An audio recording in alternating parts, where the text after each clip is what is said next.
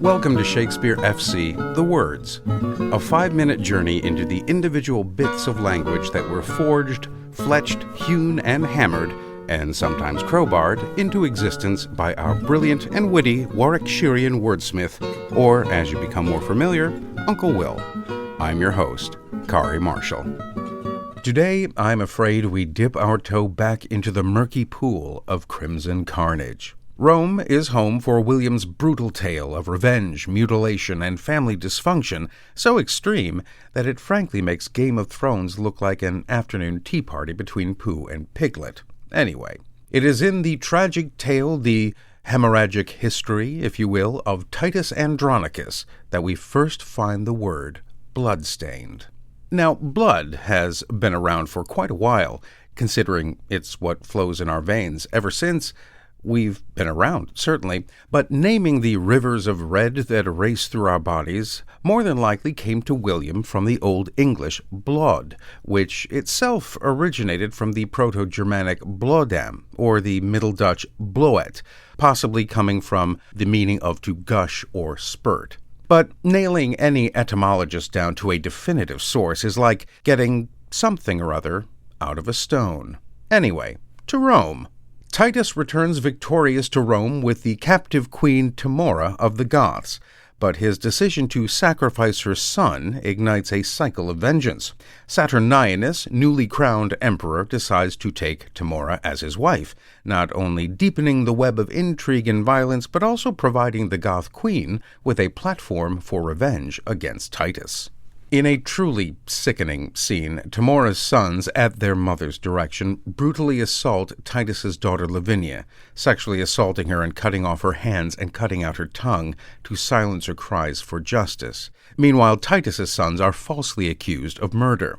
Titus, now broken by grief, pleads for his sons' lives, but is mocked by the emperor, who he installed, by the way, and after their execution, the grief-stricken father begins to plot his own revenge. Lavinia's mutilation is finally revealed to him, and through her the guilty parties are identified.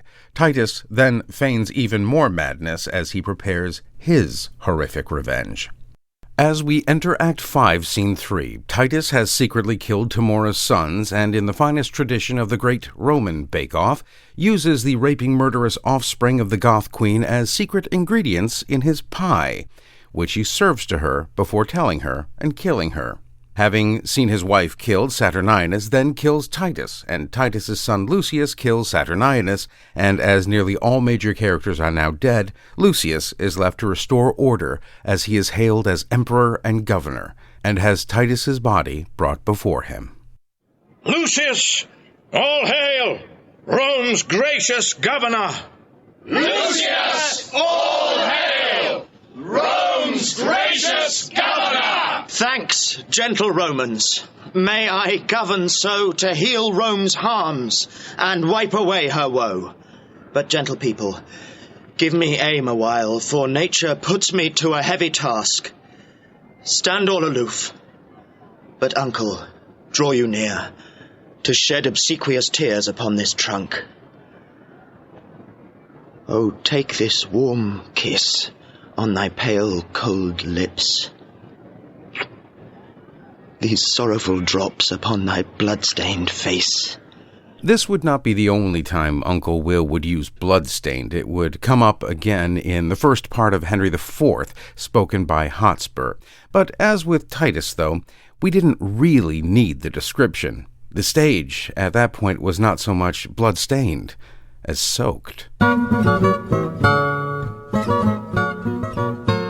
Well, alas and alack, my friends, that is all we have time for.